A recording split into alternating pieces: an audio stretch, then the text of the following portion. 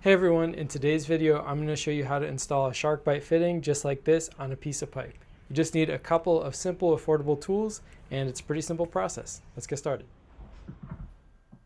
You're going to want to start off by grabbing a wire brush and just gently cleaning off the pipe to remove any debris or dirt that's built up on there, and then wipe it off with a rag.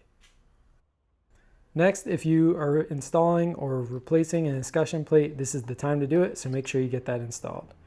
Next, you're going to want to grab your deburring and depth marking tool, and you're just going to want to put that over the pipe, spin it gently, and that should help remove any of the little burrs or sharp metal pieces from cutting the pipe. And then go ahead and grab a pencil or pen and just mark the depth on the pipe so you know exactly how far to push the Sharkbite fitting on. Here you can see the pencil mark on my pipe, and this is how far I'm going to look to push it on when I install the fitting.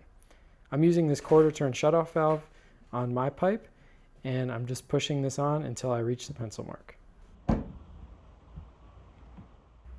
And if you didn't quite reach that pencil mark, you're just going to want to keep pushing it on until you do, and you can see that we successfully installed our fitting here. The Sharkbite fittings also include this little cover plate that you can pop over your pipe, and then you're going to want to make sure before you turn your water back on to put this in the off position. So in my case, that is going to be turning it clockwise, and we should be ready to turn our water on. Thank you so much for checking out today's video. I really hope that you found it helpful, and if you did, please make sure to hit that like button and subscribe to the channel. Thanks for watching.